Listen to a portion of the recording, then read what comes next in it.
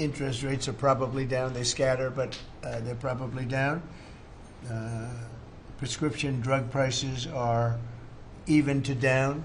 We're doing very well. It's been amazing. We had a big day yesterday. There'll always be transition difficulty, but we had in history, it was the biggest day in history, the markets.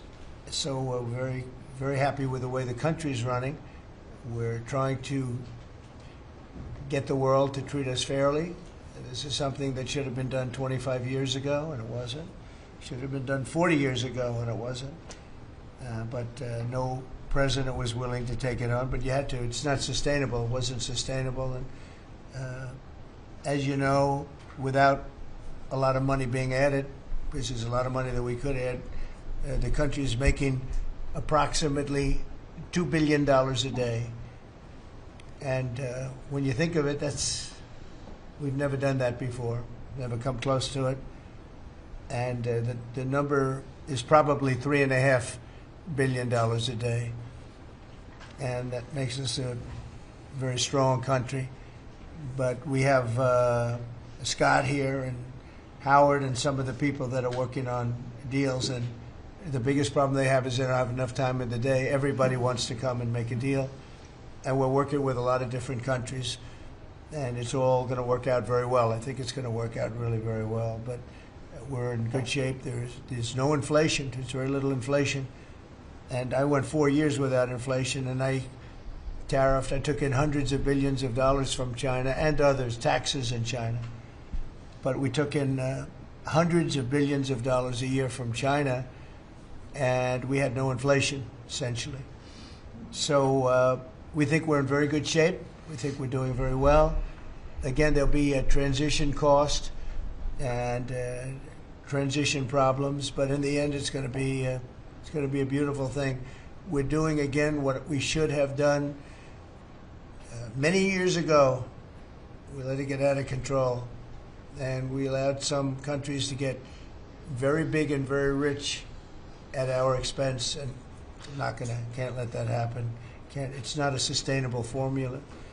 So I wanted to just thank everybody at the table, and maybe I'll go around and ask some of you a little short couple of answers. Pete just got back from Panama, and he's been all over the place, and you want to give us a little report on that and whatever else you might have to say. Everyone at this table is doing an incredible job, by the way, I have to say, incredible. And the relationships it's like they're friends. They're really, the relationships are very strong, really good, really strong. And these meetings are very good. And I think, I don't believe there's any other president that allowed the press to come into a meeting such as this. These are very sacred meetings. These are very private meetings. But we have nothing to hide. And I think it's good. I think it's a good, we want to be, a word you like to use, Jeff, is transparent. So we want to be transparent, and we'll do that by starting with Pete. Go ahead, Pete. Yes, Mr. President, we just got back from Panama last night. We were at the Panama Canal with our Southcom commander ships, F-18s, troops, and signed a couple of historic deals. One which is with the Panama Canal Authority, a framework for U.S. vessels, first and free through the Panama Canal. Right. And then also a memorandum of understanding with their security minister for the presence of U.S. troops. Fort Sherman is an old U.S. base there, as well as their naval station and air station, jointly with Panama to secure the Panama Canal from Chinese influence. That's something you said, we're taking back the canal.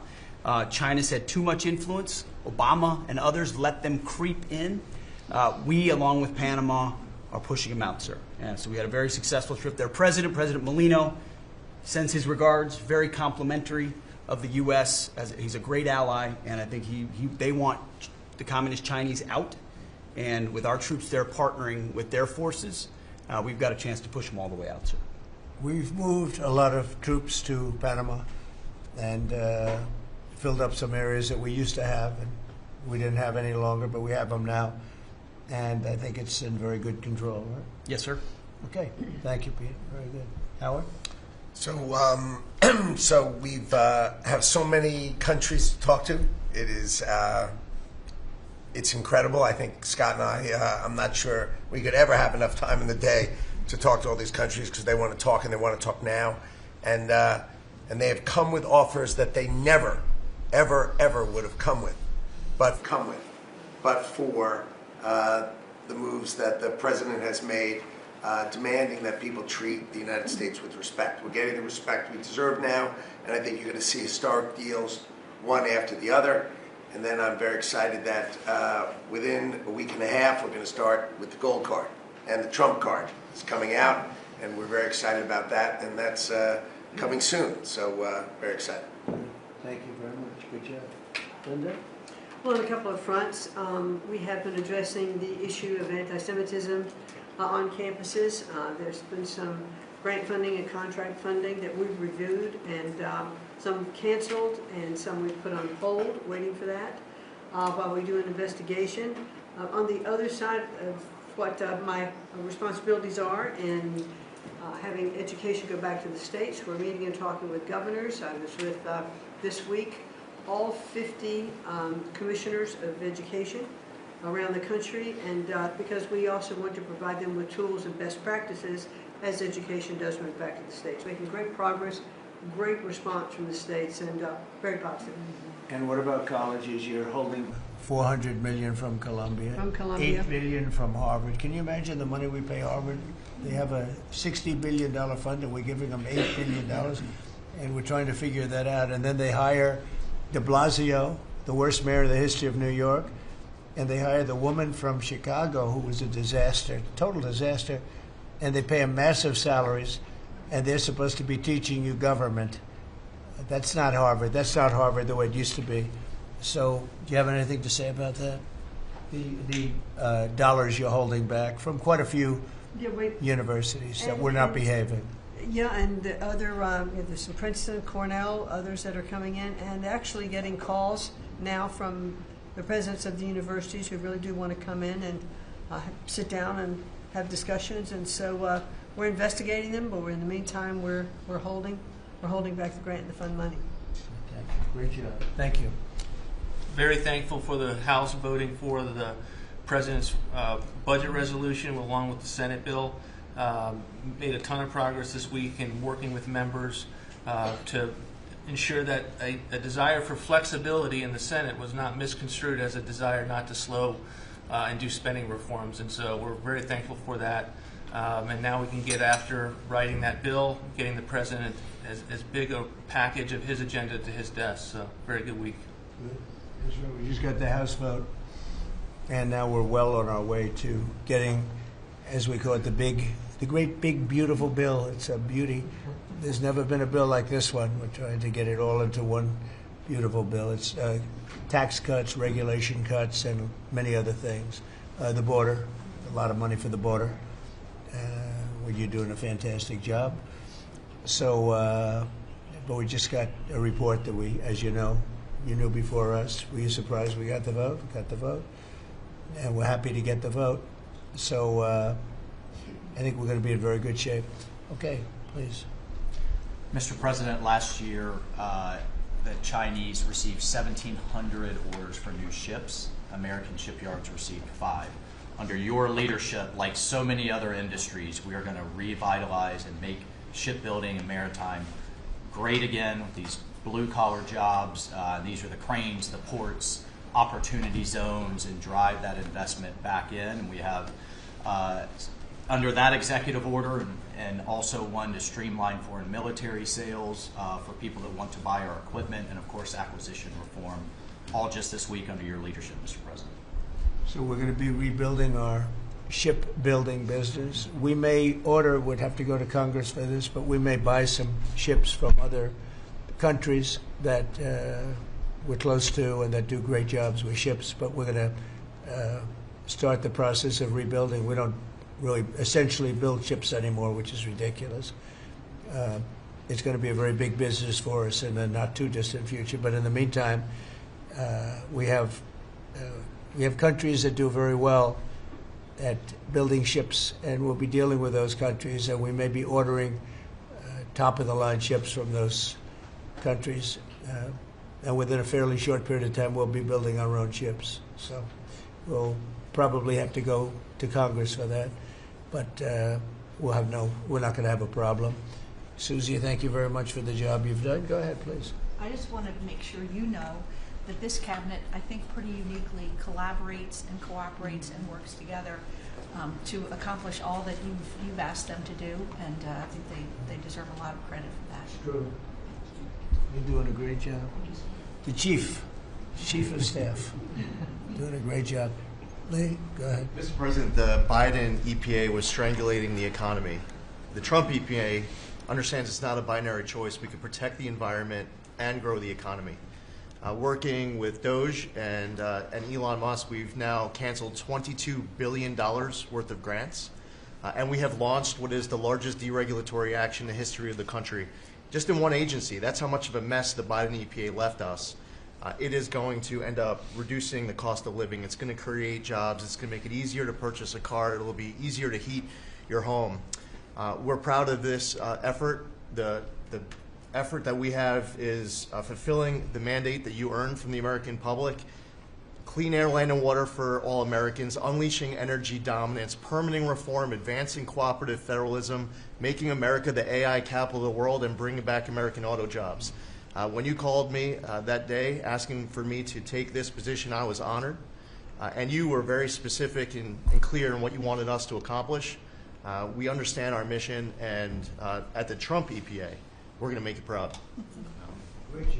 You're doing a great job. And you have a lot of applications for approvals for power plants, which are going to really power the regular plants, and they're going to be right next to each other because we can't rely on our grid. It's old and it's tired, and it's very subject to being attacked, whether by rain or by bombs or by anything else. And we're letting people build their own power plants, and these are a lot of them being built with the AI and beyond the AI chips, and we're letting them build their own power, and never been done before. And we're going to get it done quickly and approved quickly as part of a plant.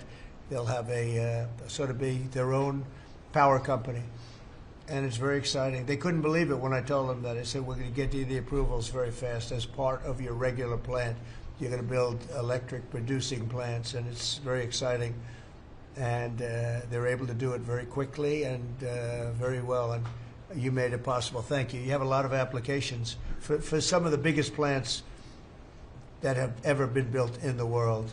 These are serious plants, aren't they? Huh?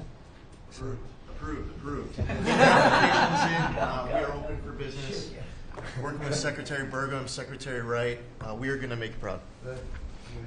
Sean? First off, Mr. President, it's Brooke's birthday today, so she keeps getting younger, so happy birthday to Brooke. Thank you. I want to thank you as well for the shipbuilding at EO. Again, to build ships, we also need mariners to sail those ships. I was just up at Kings Point for the Merchant Marine Academy a couple days ago, and we have some of the greatest young men and women who are learning how to be mechanical engineers, to rebuild and fix the engines on those ships, but also how to sail ships.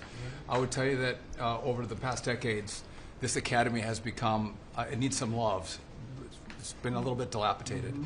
We have to invest in sailors, and I appreciate you taking the initiative. To be a global power, we have to build ships and have sailors to sail those ships. These are the very people that help Pete should we come into points of crisis to support the military. So thank you for that. Number two, the last administration announced 3,200 projects, big, beautiful roads and bridges. Most of them are good. But they announced them, they didn't sign a grant agreement. 3,200, so the money doesn't go out the door to build the infrastructure in the country. And it's fun to do an announcement. It's actually the harder work to put together these grant agreements. So we're doing the work right now at DOT to get these grant agreements done and build the projects. Most of them are good. And they also put in all of this green and social justice requirements on roads and bridges. We're pulling all that out and putting the money toward the infrastructure, not the social movement from the last administration. Good steel, right, as opposed to green paper mache. Good, thanks. Great job. Sir, first, we are, I would say, more than friends. We've all become family, and I think that what you have assembled in your vision is a turning point and an inflection point in American history. And so just being a part of that is the greatest honor. So thank you for that. And again, just the relationships here and the honor and respect we have for each other is a reflection of you and your leadership. So I just wanted to say that first. The second thing I want to say is that on behalf of the farmers and ranchers, food security is national security. We have to be able to feed ourselves. And your idea of using tariffs along with deregulation and tax cuts, but your idea of using tariffs to ensure that we are putting forward and putting America first, no one understands that better than our farmers and our ranchers. But having said that, emerging from 4 years of Biden with a 30% increase in inputs for our farmers and ranchers, with an almost $50 billion trade deficit. When we left the first time, it was zero, meaning that they are hurting. So the period of uncertainty we're in, they know that your vision will move us into an age of prosperity for all Americans, but for my people, for the farmers and ranchers, unlike any they have seen before. And I think they are really, really excited and so grateful for your leadership. But also, you have never failed to say that you have the backs of our farmers and our ranchers. It was the first phone call that I had after I was voted with the Senate. And that message just resonates with almost an 85% support of you in the last election. They're with you. Interestingly, the biggest budget driver at the United States Department of Agriculture is not farming and ranching or agriculture, it's food stamps. And so as we emerge and embark, Secretary Kennedy and I, on your vision of making America healthy again, a massive part of that is realigning and reworking our food stamp program so that it better serves those who need it.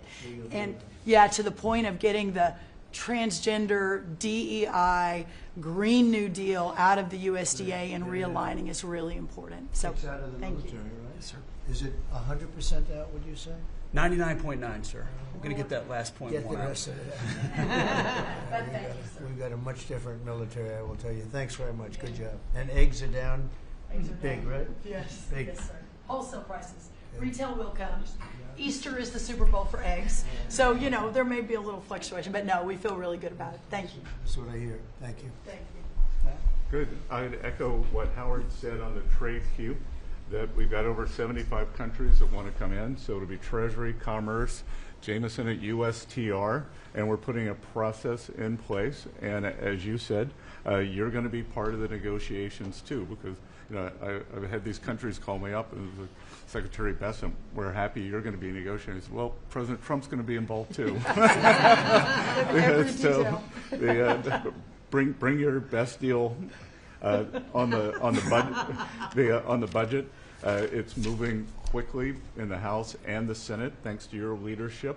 We're also going to have debt ceiling in there, so we're going to get an increase in the debt ceiling. So, and that will be the done and dusted for Part of the bill that we just got to vote on today. So. part of the bill. It'll be done and dusted for 2 years. We won't have to worry about that. And then I gave a speech yesterday to 1,400 small and community bankers, and they were so happy to hear from your administration. And I told them Wall Street's done great for the past 4 years, 10 years, 20 years. It can continue doing great, but it's Main Street's turn now, and it's those small bankers through deregulation, through emphasis on Main Street, your Main Street agenda, bringing back jobs, that is going to power the smaller communities. And then finally, the bond auction went very well yesterday. We had a lot of foreigners show up as the support, showing that the U.S. is still the best place to invest. The inflation report, as you said, was quite good. And energy prices are down more than 20% since January 20th. Amazing. That's great. Very good. Good numbers. Great number. Thank you. Pam? President, we've had some great wins in the last few days. That you were overwhelmingly elected by the biggest majority. The U.S. Americans want you to be president because of your agenda, and the courts are ruling that you have the authority to determine how the money of this country will be spent. That's what the American citizens wanted, and that's what they're getting. An example of that Friday was the Department of Education, that you can determine how the money will be spent. No more DEI. And that impacts every agency across the board. On the civil side, again, NLRB. We had a big win in the Supreme Court there. OPM, a big win there. But also 16,000 workers there. But also on the criminal side, the Alien Enemies Act. We are winning there. And you know, your directive to me was to keep America safe, and that's what we're doing. Whether it's the alien enemies, all of these gangs, and they are enemies of our country. They are terrorists, they are organized crime, they have come here, they are extremely organized, they are spread throughout our country, and they are creating terror. And no more under your directive. And that has stopped. Yesterday in South Florida, we charged 11 defendants with $500 million of pure cocaine coming into our country to kill our kids. They were caught. They will be prosecuted to the fullest extent of the law. These gang members are going back to where they came, or they're going to an El Salvador prison at your directive. And you know, you also gave us a directive to prosecute the people who are going after Tesla to the fullest extent of the law, some of the greatest police work I've seen. We've made 4 arrests. There will be no negotiations at your directive. They're all looking at 20 years in prison, and within the next 24 hours, you're going to be seeing another huge arrest on a Tesla dealership, President. And that person will be looking at least 20 years in prison with no negotiations. That's great. That's great. That will stop it. Cold. Domestic terrorism. Thanks. Doing a great job, too. Thank you very much. Gloria, please. Mr. President, accountability matters. That's what we're recognizing. With our partners at the Department of Labor for Government Efficiency, just a few weeks ago, we realized there's about $4.4 billion in COVID funds that were not used, that the state coffers were just holding on to.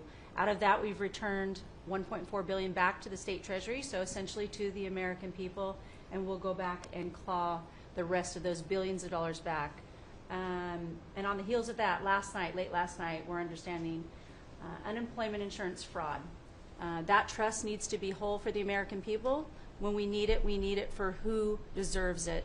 That's not what we're seeing. In the numbers that we saw last night, again, exposed by our partners at DOJ, at the Department of Labor, since 2020, over $400 million of payments have gone out already.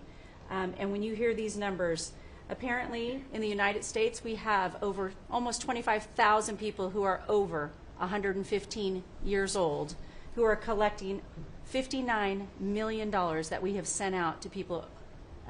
Talk about fraudulent behavior.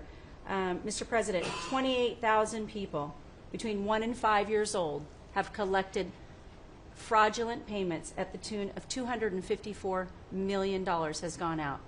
And lastly, 10,000 people who have not been born yet, 15 years into the future, $69 million, and they haven't even been born yet. In one case, they will be born 129 years from now. The United States government sent them $41,000, and they're not born yet. So, under the Department of Labor, those are the things that we're uncovering. I couldn't be more honored to tell the American people that we're bringing back their dollars and we're saving them and returning them to the United States Treasury. Also, jobs numbers. Last Friday, 228,000 new jobs were reported. That is good for the American people. That is my primary job, is to grow that workforce under your leadership. So we've kicked off the America at Work tour, and we'll be visiting all 50 states, and I'll be working with my colleagues here to do just that. So thank you, Mr. President. We're going to grow this economy.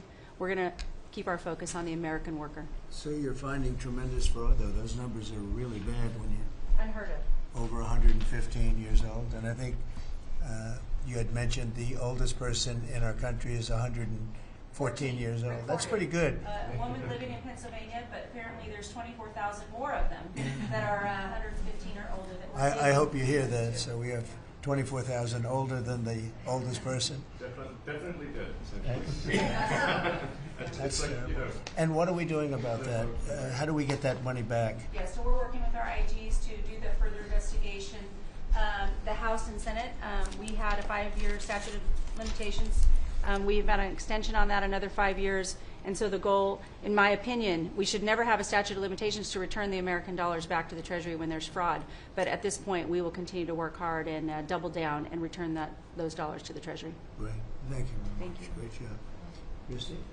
Well, Mr. President, thank you for your leadership at the border. For the second month in a row, you have broken the record in the history of the nation for the lowest number of encounters at the border, which is absolutely remarkable. You have said that America's laws matter and that they'll be enforced, and we're hard at work now to get people to go back home that are here illegally. So the Alien Registration Act has been in place long enough now that those individuals that are here illegally, if they haven't registered, then they can be charged criminally, and they can face fines up to $1,000 a day and face deportation if they don't go home, and they'll never get the chance to come back to America. So we're encouraging people to use the CBP Home app to register, and we're working on the resources and funding to buy them a plane ticket to send them home. I went to El Salvador, Colombia, and Mexico, and those countries and others are thinking about setting up programs to support these individuals when they get back to their countries. So when they get there, they'll have housing and food assistance, and so making sure that these folks have the opportunity to go home so that they can get the chance to come back to America is important. And So it's a very big self-deport operation that we're starting. thousands of people have already Yeah. self-deported.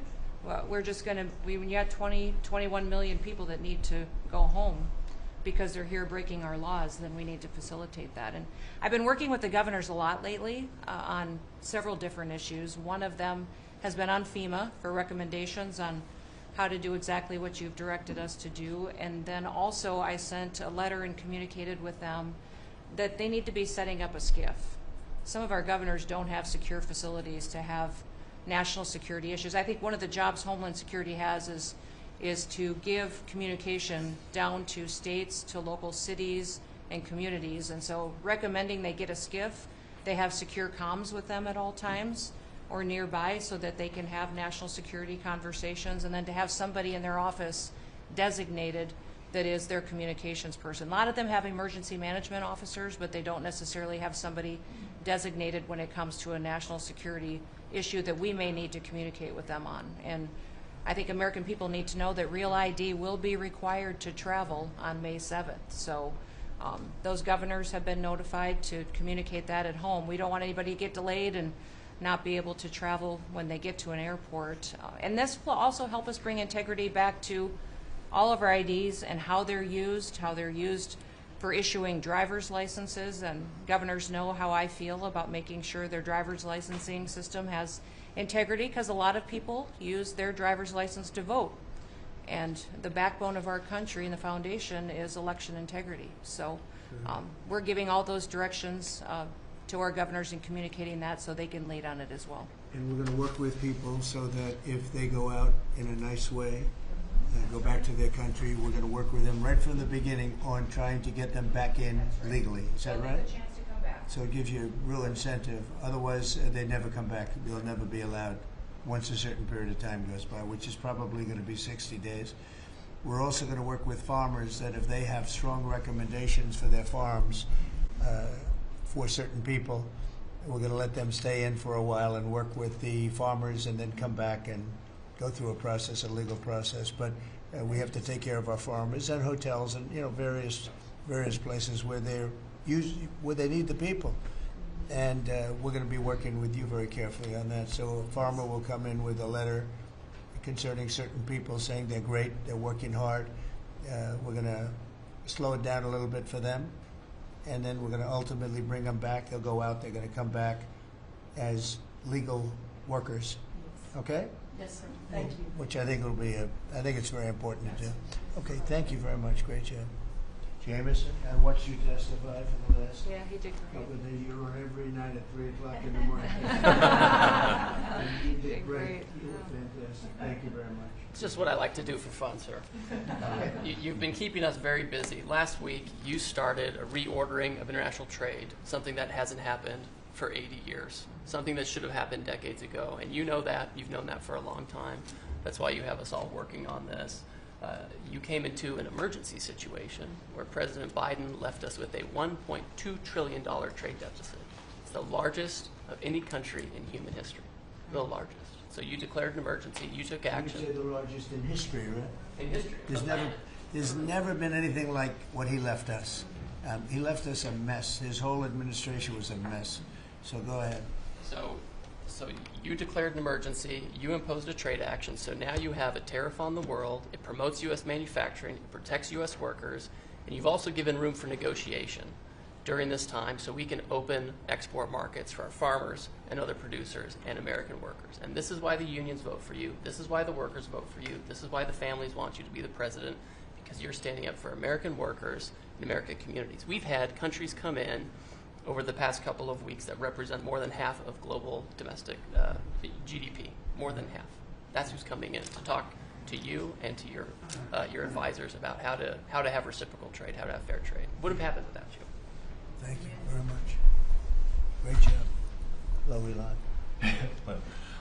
Well, thanks to your fantastic leadership, this amazing cabinet, and the very talented Doge team, I'm excited to announce that we anticipate savings in FY26 from reduction of waste and fraud by $150 billion. And I mean, and some of it is just absurd, like people getting unemployment insurance who haven't been born yet. I mean, I think anyone can appreciate whether, I mean, come on, that's just crazy. You know, some of these things, if people ask me like, well, how are you going to find waste and fraud in the government? I'm like, well, actually just go in any direction. That's how you find it. It's very common. it's, as the military would say, target-rich environment. So I think we're doing a lot of good in excellent collaboration with the cabinet to achieve these savings, and it will actually result in better services for the American people, and that we're going to be spending their tax dollars in a way that is sensible and fair and good. And your people are fantastic. In fact, hopefully they'll stay around for the long haul. We'd like to keep as many as we can. They're great, smart, sharp, right? Finding things that nobody would have thought of. Very computer savvy. Yes. We're working with Howard to get the Trump Gold Card operational, hopefully in the next week or so. That'll be very exciting. It's Really exciting. That's a pathway to citizenship into the United States. It's a big deal. Yep, it's a big deal. Thank you very much. Great job you're doing. Thank you, sir. Thanks to your leadership and setting the mandate of transparency and accountability across the U.S. government. I'm bringing that transparency and accountability to the intelligence community, first and foremost, to make sure that you and your cabinet have that real-time, relevant, apolitical, objective intelligence to best inform whether it's negotiations for peace, negotiations around tariffs, the great work that you are leading around the cabinet today. Secondly, working with Department of Homeland Security and the FBI to increase our information sharing to achieve your goal of countering the narcotic trafficking and our ability to go after cartels now designated as foreign terrorists. I met with the National Sheriff's Association this week, being able to work to make sure that the information that they are getting on the ground, that local law enforcement is getting on the ground, is being fed back up through to our National Counterterrorism Center, and that we have all of the federal agencies, state and local law enforcement, all on the same page as we are working to make our country safe again. And lastly, sir, as you know, declassification and rooting out weaponization and politicization of the intelligence community is a huge priority. You know more than anyone else the very dangerous and negative consequences of that. I've got a long list of things that we're investigating. We have the best of the best going after this. Election integrity being one of them. We have evidence of how these electronic voting systems have been vulnerable to hackers for a very long time and vulnerable to exploitation to manipulate the results of the votes being cast, which further drives forward your mandate to bring about paper ballots across the country so that voters can have faith in the integrity of our elections. And lastly, we've been scanning. I've had over 100 people working around the clock to scan the paper around RFK, Senator Robert F. Kennedy's assassination, as well as Martin Luther King Jr.'s assassination. These have been sitting in boxes in storage for decades. They have never been scanned or seen before. We'll have those ready to release here within the next few days. That's great. Bobby, how do you feel about that? That's hitting, I'm very gratified to you. That's hitting close to home, isn't it? No When you think, I'm thinking about Bobby when that statement's made. I'm very grateful to you, Mr. President. Good. And you'll let Bobby see some of this because, you know, it's very personal stuff. But it's time. I've asked him, and his response is, put it out. The world needs to know the truth. And his uncle that's been out, and anything that hasn't been out, they can go to your offices and see, right? Everything that we have within our possession, it's either online or it's physically at the National Archives and Records Agency. We also have hunters going out, Mr. President, and looking in the storage lockers at FBI and CIA and other agencies, specifically to find if there is anything else that has not been reported. We're actively going out and trying to search out the truth. Okay. Yeah, we want to get it all out. Yes. 100% good. Thank you very much. Good job, guys. Mr. President, on behalf of America's manufacturers, I want to thank you for standing up to the Chinese Communist Party and fighting for our main streets, for our workers, and for those that make things in America. I'm out on a Made in America manufacturing tour, and as I go across the country, people are grateful to have a president who's not just fighting on the tariffs fronts, but to get inflation down, to create jobs. After Biden destroyed 110,000 manufacturing jobs in just his last year, you've already brought back thousands and thousands of manufacturing jobs. So the American worker is grateful. Main Street is grateful for you. And at the agency level, we're making sure that manufacturers have access to the capital they need, but we can't do that if we're not fighting fraud. So we've modified our loan applications to have citizenship verification, to make sure we have birth dates, common sense principles around lending that the Biden administration had waived. They waived $450 million of fees in 1 year. We're restoring that for the American taxpayer. And the American taxpayer, as tax day approaches, April 15th, they need to know that this cabinet, this administration, and thank you Elon Musk and Doge for fighting for the American taxpayer to make sure that their hard-earned dollars are well spent, that they have a return on investment for this country, and that we're fighting for them just as you are every single day. So thank you, Mr. President. Thank you very much. Mr. President, we are working at HHS to advance your agenda to make America healthy again. I'm working with Lee Zeldin to reassess the fluoride rules based upon the August release by the National Toxicity Program of new science that shows a direct inverse correlation between exposure to fluoride and IQ loss, particularly in children. Lee and I were in Utah this week, to announce that Utah became the first state in the country to ban supplemental fluoride. I'm working with Brooke on, and governors now in 24 states who are advancing MAHA legislation to get soda pops off of the food stamp program, off the SNAP program. We've launched Operation Stork Speed to get the bad chemicals out of baby formula. We're working with governors across the country to get good food into the school lunch programs and to get rid of food chemical dyes and other bad chemicals that are in our food. We've shown now that this directly affects academic performance, violence in the schools, and mental health, as well as physical health. We are working with governors across the country to get cell-to-cell or bell-to-bell legislation to restrict the use of cell phones in schools, which again dramatically impacts academic performance. Today we announced a dramatic reduction in animal testing at NIH and FDA. We're going to switch over to AI, which we've now found is much more precise in identifying the impacts of toxics in various products. We're working with Elon, who's done an incredible job to eliminate the redundancies and to streamline operations at all the health agencies and to recalibrate our trajectory to your agenda of making America healthy again. And finally, the CDC has done an amazing job at getting the measles outbreak under control. We have about 680 cases now in 22 states. compared to the same outbreak in Europe, which is 127,000 cases and 37 deaths. Our numbers in this country have now plateaued. And I want to thank CDC for that.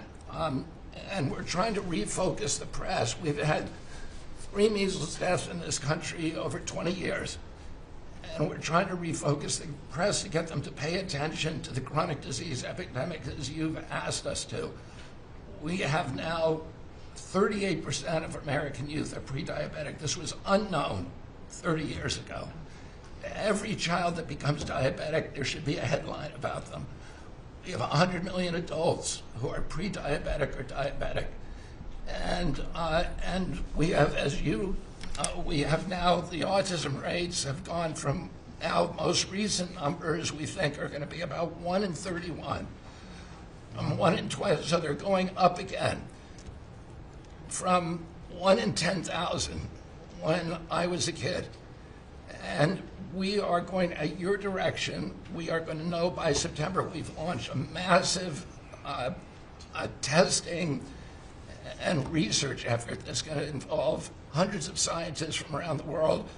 By September, we will know what has caused the autism epidemic, and we'll be able to eliminate those exposures. So big. Think of that. So it was 1 in 10,000 children had autism, and now it's 1 in 31. Not 31,000, 31. That is that's a horrible statistic, isn't it? And there's got to be something artificial out there that's doing this. So you think you're going to have a pretty good idea, huh? We will know by September. There will be no bigger news conference than that. So that's it. If you can come up with that answer where you stop taking something, you stop eating something, or maybe it's a shot, but something's causing it. It can't be from 10,000 to. Can you imagine that, Marco? That's a big number. Thank you very much. You're doing great. Thank you, Bobby. Please, Doug. Well, Mr. President, one of your primary administration goals is to make sure that we unleash American energy, and of course the strategy behind that is when we do that, it helps make it more affordable for all Americans. Energy isn't just industry, it is the foundation of every other industry, whether it's food, manufacturing, clothing, transportation. And then also when we've got the ability to generate and not just be energy independent but energy dominant, then we have the opportunity to sell energy to our friends and allies versus them buy it from our adversaries. And our adversaries were funding terrorism and conflicts against our allies by their oil and gas sales that were going through a Swiss cheese set of sanctions. So with your creation of the National Energy Dominance Council, over half the people at this table serve on that. Everyone has been engaged, whether it's interactions with negotiations with other countries, with putting sanctions in place that actually work, with cutting deregulation, working on biofuels, building infrastructure for transportation. There's a whole range of things that are being tackled. But when in the outcome of all that is that the Biden administration was restricting supply, you're increasing supply. When you increase supply, then prices start to come down. And we have a huge opportunity to do this. Just in interior alone, there's 500 million acres of surface, 700 million acres of subsurface, and 2.5 billion acres of offshore. And the Biden administration was trying to restrict this so that you couldn't get a timber lease, you couldn't cut a tree, you couldn't graze a cow. You couldn't develop oil and gas minerals, and you couldn't develop the critical minerals we need for our technology, for our defense industries, and to be able to help us win the AI arms race against China. So we're opening up this, and with your executive orders and your work, we've on Tuesday, historic day, you ended the war on beautiful clean coal, which has been going on since Obama took office. China gets 60% of their electricity from coal.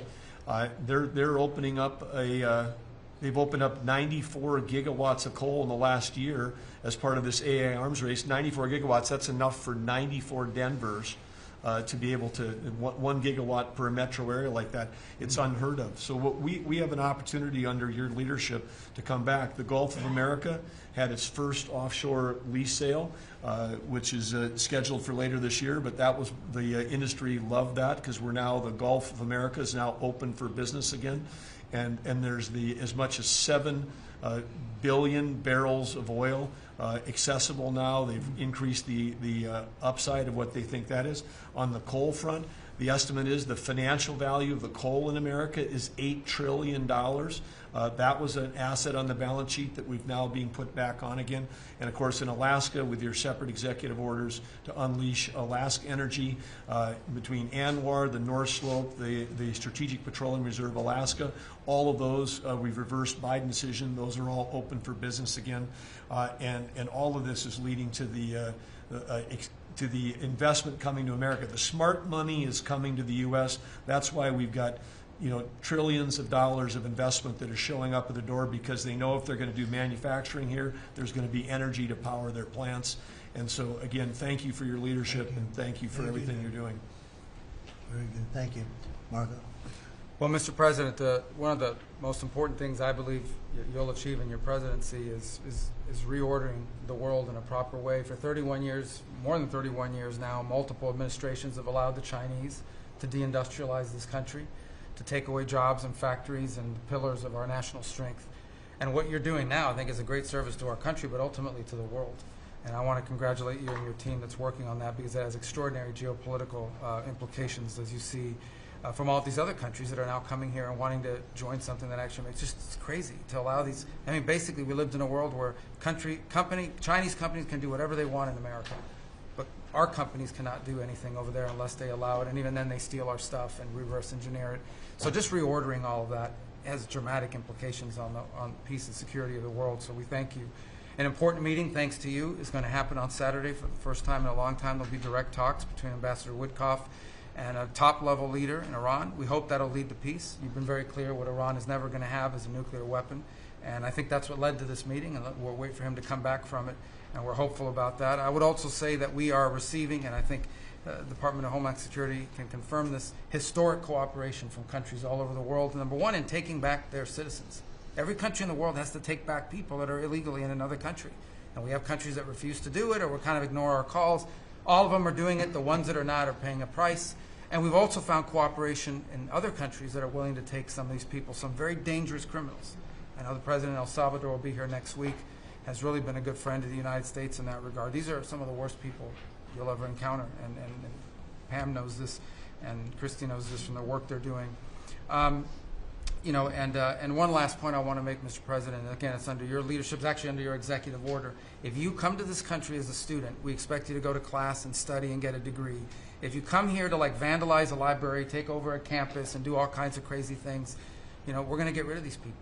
And we're going to continue to do it. So when we identify lunatics like these, we take away their student visa. No one's entitled to a student visa. The press covers student visas like there's some sort of birthright. No, a student visa is like me inviting you into my home. If you come into my home and put all kinds of crap on my couch, I'm going to kick you out of my house. And so, that's what we're doing with our country, thanks to the President. And last but not least, very important development this week, but both Pam and I were very excited. The finest higher education institution in the United States, University of Florida, is also now the national champions in basketball, and we hope you'll host them here soon, Mr. President. Go Gators. They're coming. They're coming. They're coming very soon. Well, thank you very much. You're really doing a great job. We appreciate it. Any question? Mr. President, can you give us a reaction to today's stock market drop, and also give us a sense of the next steps with China?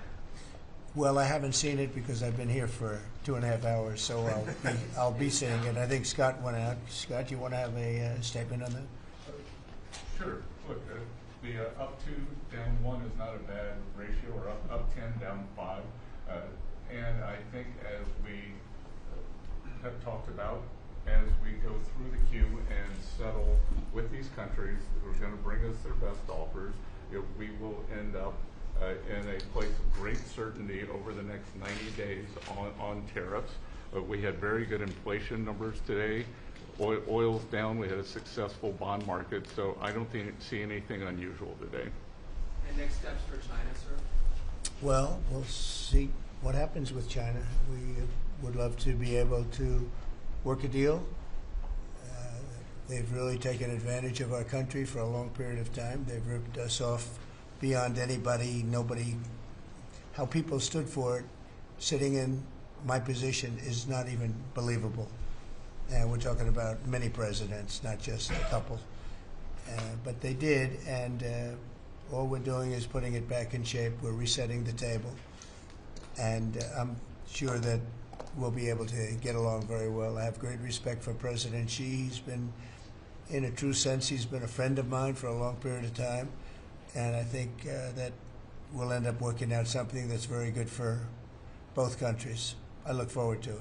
Mr. President, China retaliated today by reducing the number of American films that can be shown there. What's your reaction to them now targeting cultural exports from the United States? I think I've heard of worse things.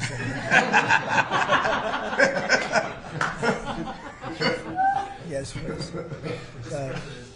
Also on China, the Ukrainians say they have evidence that Chinese soldiers have been found fighting for the Russians in Ukraine.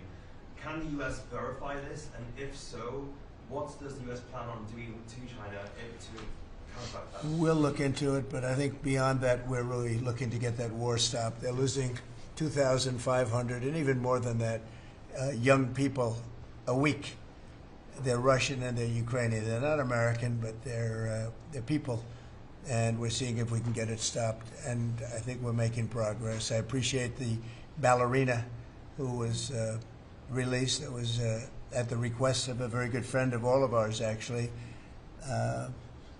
Dana White called me and he said it's the friend or the relationship of one of the fighters for UFC or one of the fighters.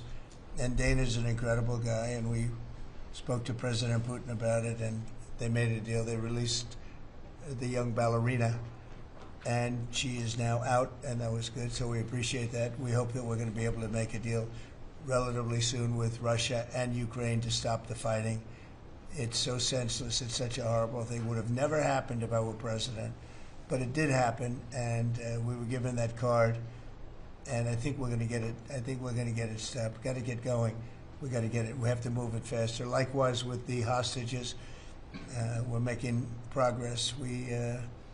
There's 59 hostages, but only 24 of them are living, and that's the way it's been presented to me by the mothers of some of the dead, mothers and fathers of some of the dead hostages, and they want the bodies of their baby, as they say, their baby, their young boys. They want them back as much as if they were alive. It's amazing, because when I met the hostages 2 weeks ago here, I couldn't believe what they had to go through, by the way. But when I met them, they said, yeah, there's 59, but 24 are living. And they actually consider, I guess if you're a parent, you do consider it this way, that the remainder who are dead, the 24 that are alive, the remainder that are dead, they want them back just as much as they would want them back if they were alive. It's really pretty amazing and pretty sad.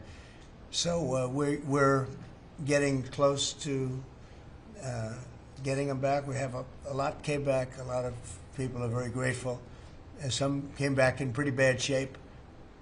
Some came back, they're okay. I think they're going to be scarred mentally for a long time, because if you sit down and talk to them, as I have, what they went through is incredible. But we're making progress. We're dealing with Israel. We're dealing with Hamas, and it's a nasty group. Mr. President, how close are you to the first country coming to actually make a deal with the United States over tariffs? Is it days, months? Well, I think it's very close, but we have to have a deal that we like. We don't want a deal that's going to be a bad deal, or I could make every deal in one day if I wanted to. I could do this in one day. I could just say, here's what we'll do. And I was saying to the people before, to Scott, mostly to Scott and Howard, and some of the other people that work with us on the negotiations. We have a lot of law firms that have paid me a lot of money in the form of legal fees. We're going to probably use those firms to, if we can, I think we can. I'll make a contribution to the country, but they're great firms. They're the best firms, the biggest, and really the most prestigious. And we may be using them to help you guys out, because you're going to need a lot of lawyers. And I'm not sure Pam's going to be happy if I say, can you send over about 200 lawyers that work on trade? She's working on criminal stuff, and I think that's going to be her focus more than anything else. So we'll find out if we can do that. But we have a lot of lawyers that you've been reading about, where they paid $100 million a firm on average. Now we have the final 4 or 5 are at $125 million. So I have a lot of legal fees I could give to you people, and we might as well use them. Hopefully I won't need that many legal fees or that much. I may. Who knows? After it ends, after we leave, maybe I'll need it. But if I do, it's not going to be very pleasant. So I think we're going to try to use these very prestigious firms to help us out with the trade, because we have a lot of countries. But we want to make deals that are proper for the United States, not just we can make deals easily. We want to make them proper. Mr. President, if you aren't able to reach the deals that you want to see at the end of the 90 days, will you put those higher tariffs in place, or will you extend Well, that's what laws? would happen. I mean, if we can't make the deal that we want to make, or we have to make, or that's good for both parties, it's got to be good for both parties. And then we go back to where we were. Go back to the numbers that you announced last week. I think so. You wouldn't extend the pause? Yeah. We'll have to see what happens at that time. Thank you, Mr. President. You said yesterday you were considering some exceptions for companies. Can you talk about what you're considering? And then also on the reciprocal tariffs, you said they'd be substantially lower. Is the same math formula going to be used, or is that tossed out? I'm not considering now for any country or company, but it's possible that I would. But I'm not. We don't have that situation right now. People understand where we are, what we're going to do. But it could happen. It's called flexibility. You have to have certain flexibility. What are you planning on using the money that you're gaining from revenue through the tariffs on? Paying down national debt, reducing taxes, creating good budgets, helping Christie with the border and all of the other things. I built hundreds of miles of wall, as people now understand, 571 miles of border wall in the first administration. But we're going to beef it up, and we're going to add more. And the numbers are incredible. Really, the numbers of what's taken place. We had great numbers, but these numbers are topping my last administration. And Christie and Tom Homan have done an amazing job. But it's an expensive process. This weekend, where they used to have hundreds of thousands of people standing there pouring through the border in Tijuana, Mexico, this weekend they had nobody. You had a man sweeping this massive piece of concrete, which is, the area where they said massive. And I've looked at that during the Biden administration. You couldn't see a piece of that concrete. There were so many people on it. You couldn't, if you had helicopter shots, you couldn't see concrete. Now, this weekend, you had nobody there but a man with a broom sweeping it and cleaning it up. Pretty amazing. It's really an amazing job. But it will be used for that. It'll be used for a lot of things. It'll be used by the Department of Justice for doing a great job. Pam is doing a fantastic job. So it's going to be used for a lot of different things. Mr. President, on a 10% tariff, is that a basement? Is that the It's a floor? baseline. Can countries negotiate that to bring that It depends down? on what they're adding. Some countries we have massive deficits with, or they have big surpluses with us, and others it's not that way. So it depends. That's why it's really they're all different. Every country is different. Some have certain advantages that others don't have, and certain things. We have some. China has a surplus of $1 trillion. I mean, the numbers are crazy, and others have basically no surpluses. We have some that are pretty even, but they hurt us in other ways, and we just want to get that taken care of. So everyone is a little bit different. So are you negotiating with the EU as one bloc or individual nations for the tariffs? We're looking at it as one block. They've been very tough, but they were very smart. They were ready to announce retaliation, and then they heard about what we did with respect to China and others, but China, and they said, we're going to hold back a little bit. They decided to hold back. I thought they were very smart. Look, the EU is very smart, but they really have taken advantage of the United States. They were formed for the purpose of taking advantage of the United States. And I don't blame them, and I don't blame China. I don't blame anybody. I blame the people that were sitting at that desk in that other beautiful Oval Office for allowing it to happen. Many presidents I blame. They should have never allowed it to happen. And I'm doing something that a lot of them wouldn't want to do. But I'm here, I do those things, and we're going to make this country great again. We were taken advantage of by almost everybody. I sat back in the last administration. I would actually read them. I don't have to read them now. I know them so well. I would read some of these documents that were signed, deals, and I said, who would do a deal like this? Who would do it? You've seen it, Elon. Yeah. I'd look at deals where it's so one-sided. Even we have a deal with Japan, and we get along great with Japan, and we had the Prime Minister here. He was fantastic. As you know, Abe was great. Shinzo was great. He was a good friend of mine, unfortunately no longer with us. But we defend them, but they don't have to defend us. I said, that doesn't sound too good.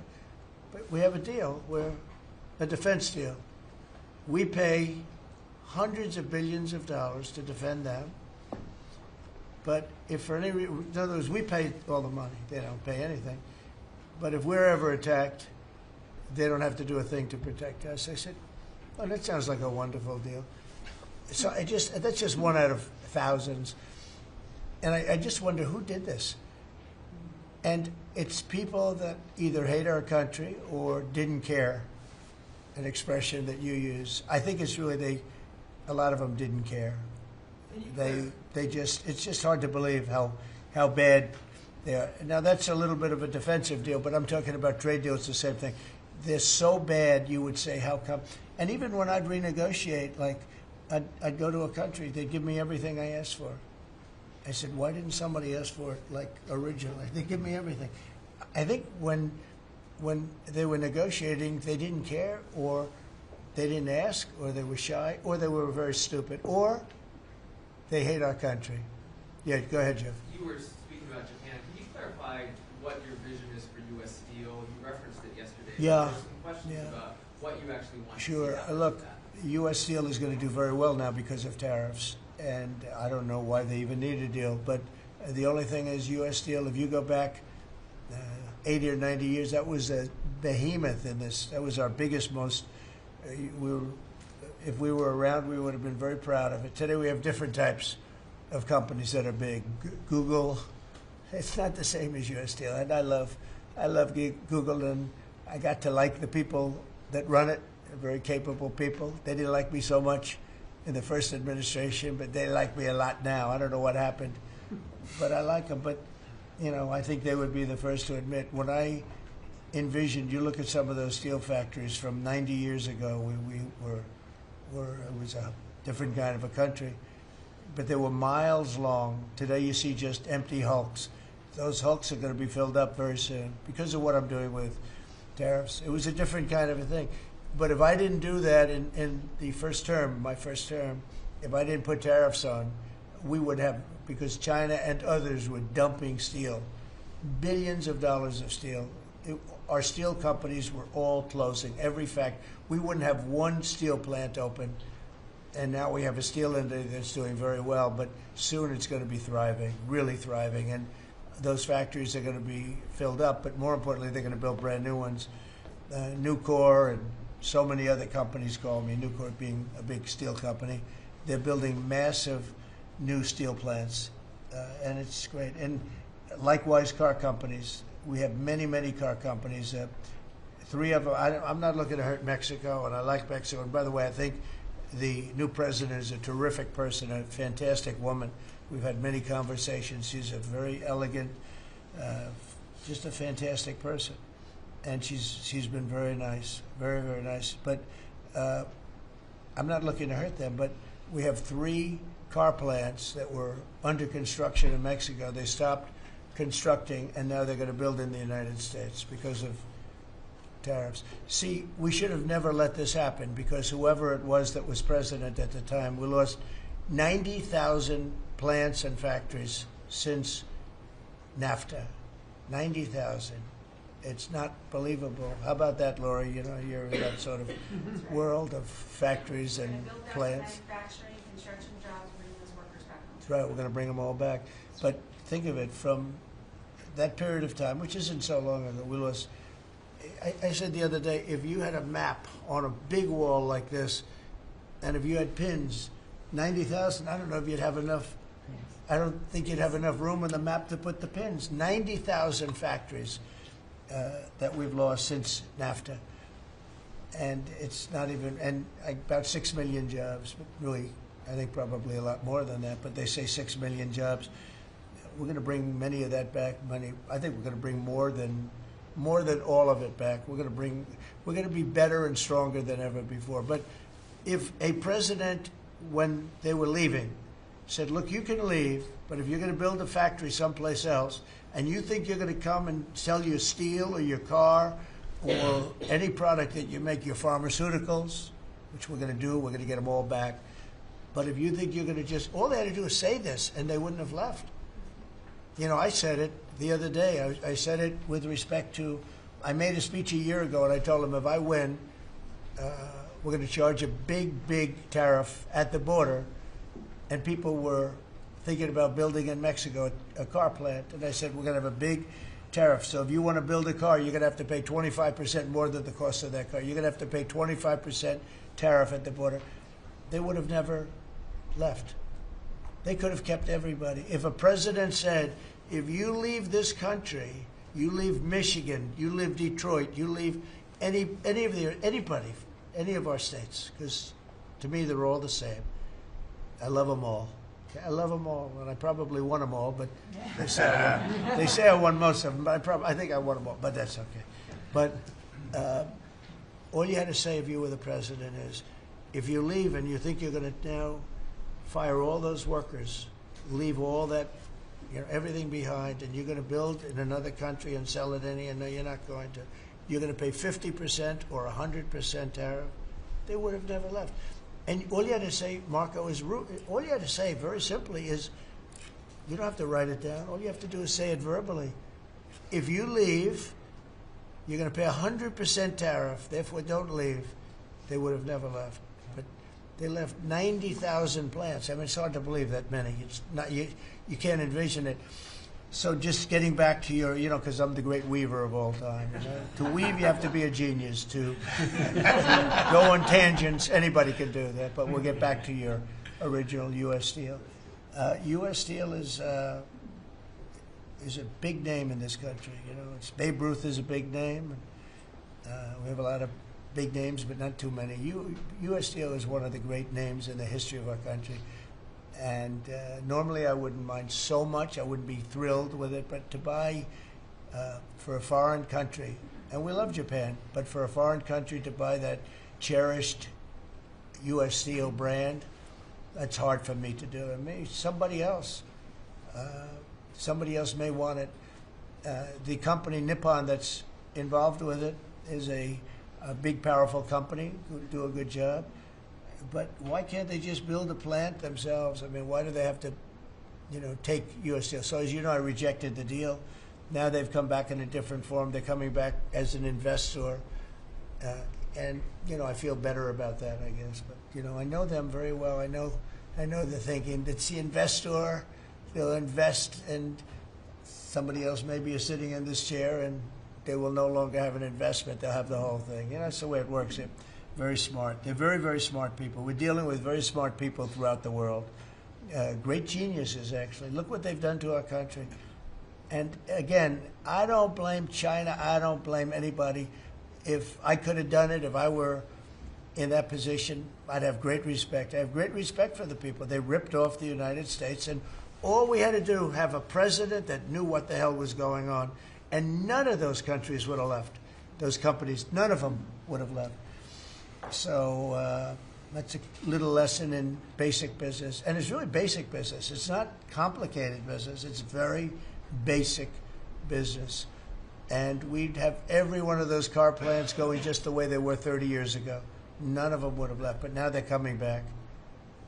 Mr. President, the Labor Department has confirmed that $400 million went to fake people for unemployment benefits. Yeah. What's sort of your initial reaction? I think it's terrible. I just heard it from Lori, and I appreciate it, and you heard it from Elon's people, right? That's right.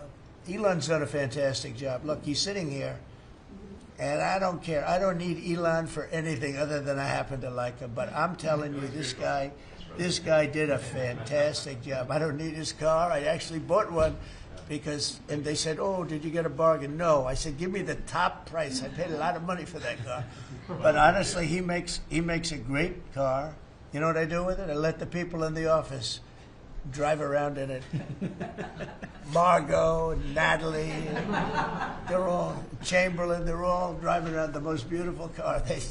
It's gorgeous. But I did that as a sign of, just a show of support. Numerous people have done that. Just a show of support. Because, you know, he's done a fantastic job, but he hasn't been treated properly. Hasn't been treated properly. Yeah.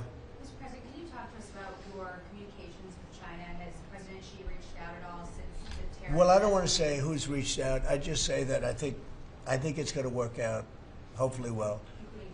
They're very big. It's hard to get over, if you're me, what they've done to our country. They've destroyed our economic base to a large extent. The good news is we're very vibrant, and we're going to get it back fast. We already have. Look, we're making $2 billion a day now, and during Biden, we were losing $3 billion a day. Biden was a disaster. He was the worst president in the history of our country. And, you know, to me, worse than that, because the money you can make if you have the right guy in this position, worse than that was what they did on the border. By allowing the jails of the world, not South America, all over the world, to be opened up so that we take everybody from Africa, Asia, South America, Europe, the bad ones. They opened up their jails and they dumped them in the United States. And now this beautiful young woman who seems to be, boy, she loves what she does, though. I think she loves what she does because she's a patriot. She hates to see it. And Tom and all the people. But for us to spend, you know, hundreds of billions of dollars this is just, I don't know. They either hated the country. Who would do this? Who would want millions of people to pour through an open border? We have no idea who the hell they are. And just walk right through. And half of them, whether you like it or not, you could look at them and you could say, they are not going to help us. These are some rough people. But they'd empty out their jails, and they'd empty out their mental institutions, insane asylums, and they let them into the United States of America. And inflation we can fix, and all of the other things we can fix. We'll get it going. But this is something, it's such a horrible thing, and it's really hard. You know, we have to do deportations. Now we're doing self-deportation. We're coming up with all sorts of ideas. And they must have known it's not going to work out well. And, you know, we want people to come into our country, by the way. We need them badly for the jobs. But we want them to come in legally. They have to come in legally. They have to show that they can love our country. Thank you very much, everybody. Thank you. Thank you. Thank you very much. Democrats making allegations about market manipulation yesterday. Thank you.